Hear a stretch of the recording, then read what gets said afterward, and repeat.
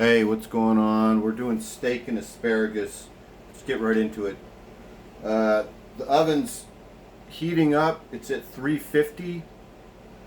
You know, I'm not one of those people. It depends on the item.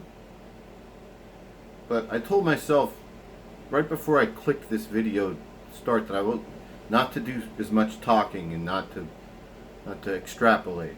All right. So I got the oven set at 350. It hasn't dinged yet.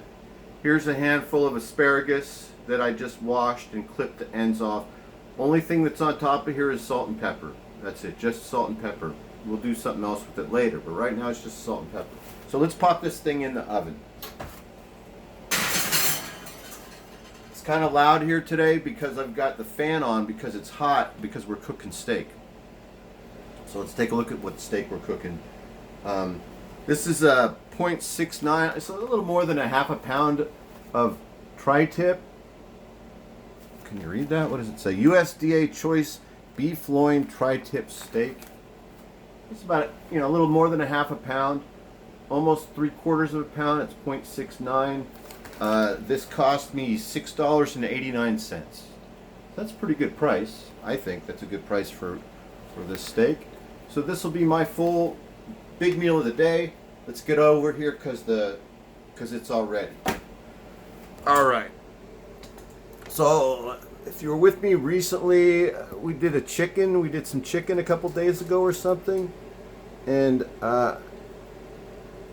this is different than the chicken. Obviously, it's steak, but the way I do it, it's still in the cast iron pan, but this has got to heat up real good before we can put the steak in there. See, it's starting to smoke. That means it's good to go. So we're going to take our steak and do nothing to it. We're not going to do anything to this steak. I'm not going to put any rub on it or anything right now. We're just going to throw it on there. Oh, Nelly.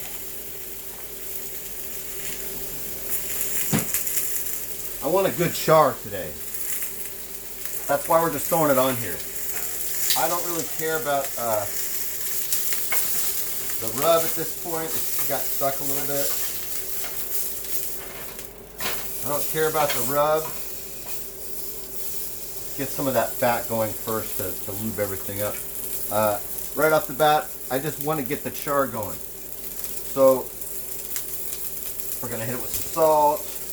A lot of salt and pepper today. I don't know why. Salt and pepper. And then when we do get into the seasoning area, I think we're going to go with the barbecue blend.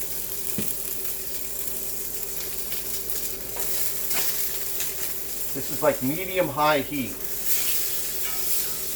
What I really want, we want this thing to get just fully wrecked on the outside, but we want it to still be medium rare on the inside. That's what we're doing here. We're trying to get this thing fully charred and wrecked on the outside.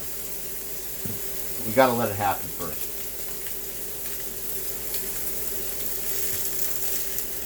Sharp black stuff from the bottom of the pan.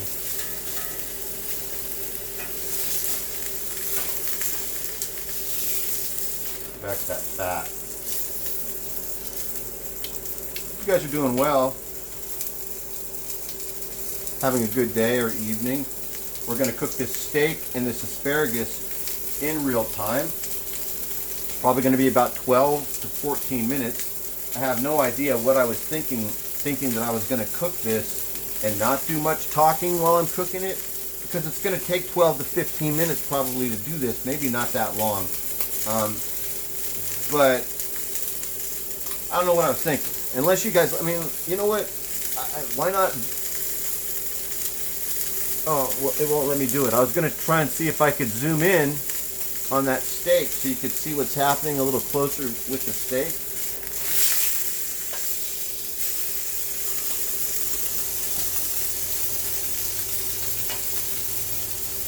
Come with me and you'll be in a world of pure imagination.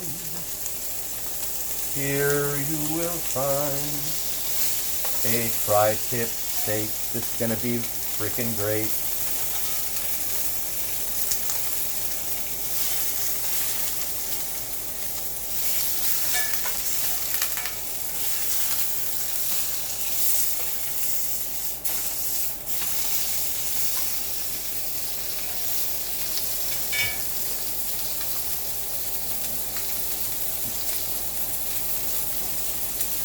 No carbs at all again today.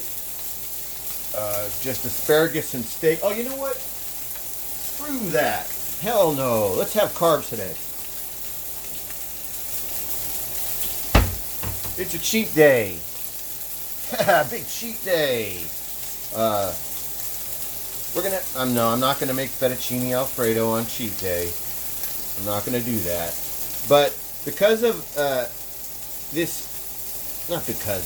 anyway, sometimes when I do steak like this, I like to have like some buttered toast, some good toast that's made of sourdough bread, and I might put some seasoning on this, so it'll be like a garlic toast. So this is our carbs. To go with that, mainly to mop up all the steak juices. Matter of fact, you know what? Let's go with these.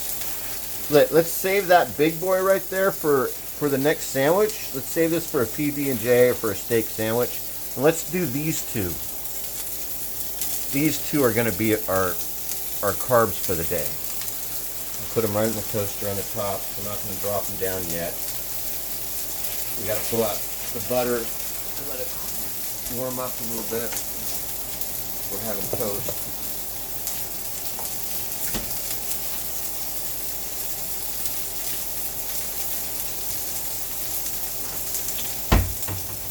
People try to put us down just because we get around.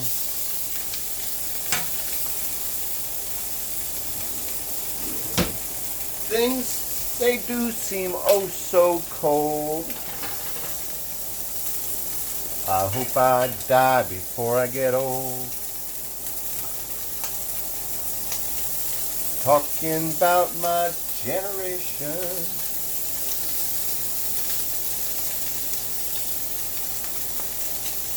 Why don't you all fade away? Not trying to listen to what you all say.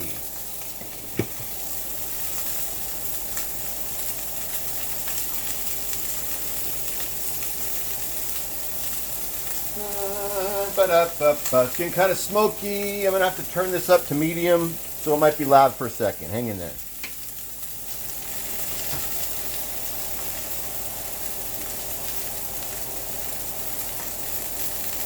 Looking at the asparagus right now. Kind of shaking it around. It looks great. Remember, nothing in with the asparagus. No butter, no oil, no anything is in there. Same with this pan. If you saw when I started the steak, I put nothing in here. The steak is ready to be turned off. We just turned the heat off. We were at a 6 this whole time. But when I prep this steak, I take this steak out of the refrigerator for a solid 5 minutes and set it on the countertop. I turn this bad boy on to a 6, this cast iron, and leave it on for about also same amount of time, 5 or 10 minutes for it to start to smoke.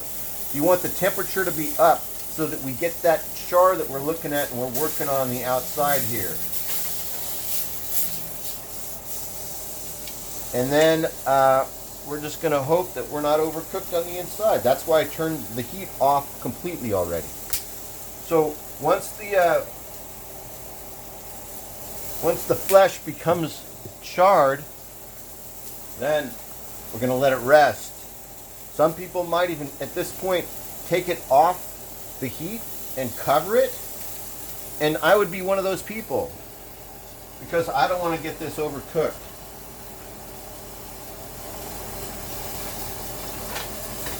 So we're going to put him right here.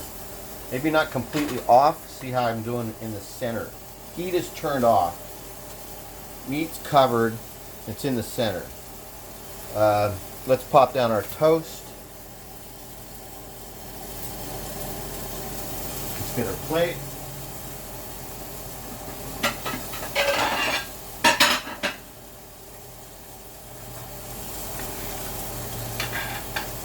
Let's back the camera out.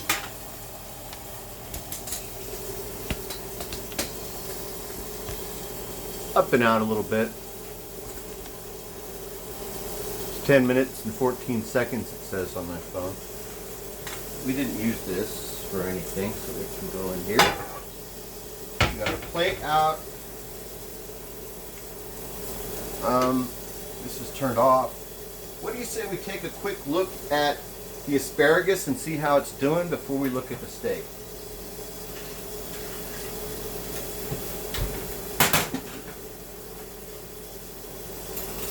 Let's test one of these asparagus and see.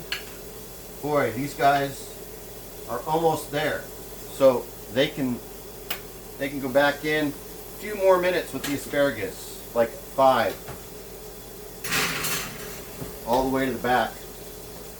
Now, let's look at this right here. I hope we didn't overcook this. Oh, it smells really, really good. Oh no! Oh boy, this feels almost perfect. I'm gonna actually go for, no, I don't want that. What would I use? I really do want to put more. This is the barbecue blend. I'm really going to top it off a little bit more.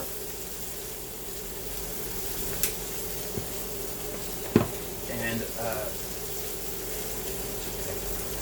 we're going to cover back up because I could tell by feeling it. I don't know if you guys saw. Watch. You can see. So it's just about perfect.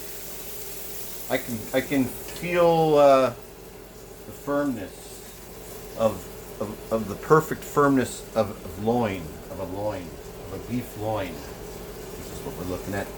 We got our toast. So it all seems to be coming together. Oh, our toast just came up. I was just going to say it all seems to be coming together, and it is. So we can leave everything just as it is. We have plenty of time to do our carbs, which is toast. Our carbs are toast.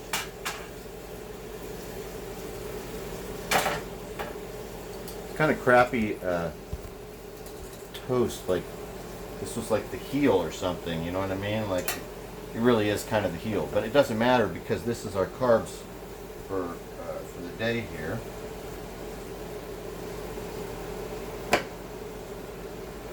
Gonna put some butter on here.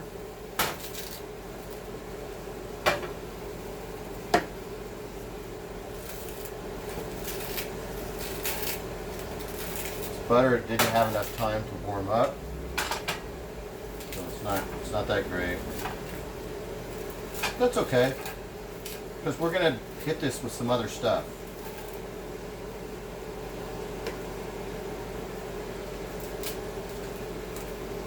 Alright, so that's okay with the butter for now.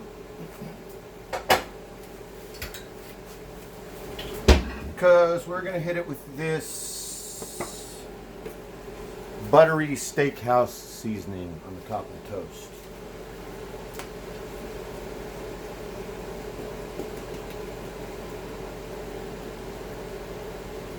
Now it's like, kind of like steak toast, like steakhouse toast, sort of. Right? Okay. Myers Steakhouse. Let's take a look at this bad boy and see what we get.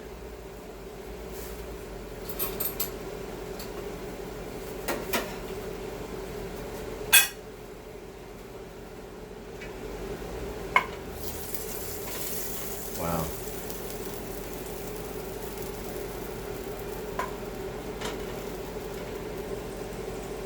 Great, doesn't it? I think this side looks best. Hold on. Oh, see what I almost did? It's not really that hot.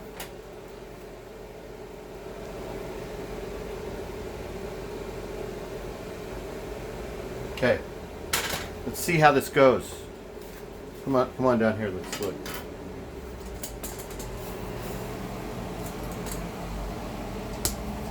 You can turn off the asparagus.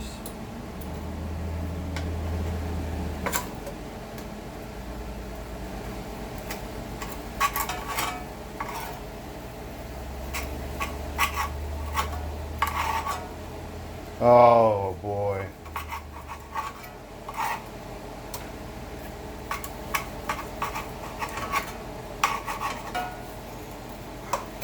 That looks good.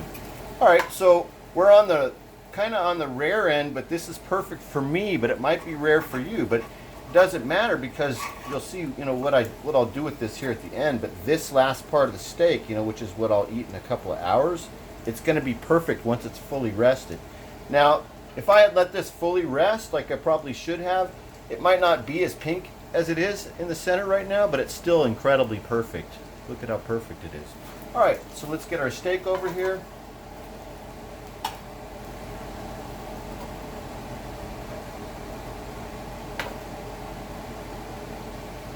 Really need a little bit more than that, to be honest. Gosh, I'm dripping and making a mess. Oh, that must have been when I held it up to the camera.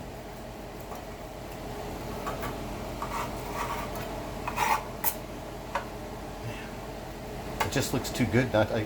I got to jump in. I'm very hungry today. I've just been working out a lot the last couple days. And this, to me, looks amazing.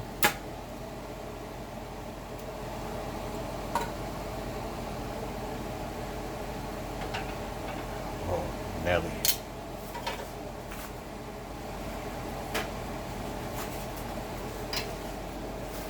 Turn the fan down just then. It might have been loud for you guys. I just remembered that I had the fan on.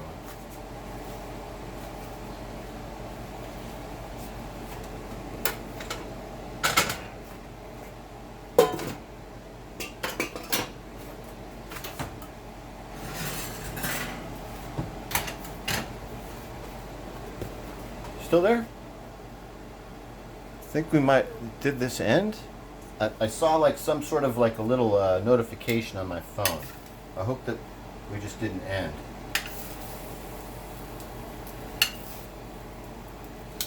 Okay.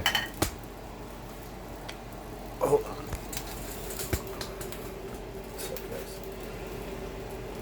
Oh boy. So, this turned out pretty good, I think. I haven't done anything with this. I put that buttery steakhouse on there. There's nothing on the steak other than the barbecue seasoning. There's nothing on the asparagus except salt and pepper. Now, what I like to do with this is I'll probably end up putting blue cheese dressing on the side, and I'll dip my asparagus and my steak into Bob's Big Boy blue cheese dressing. That's what I'll probably do. But for now, thanks for joining me. I hope you enjoyed watching me make this steak and asparagus in real time. Talk to you later. Bye-bye.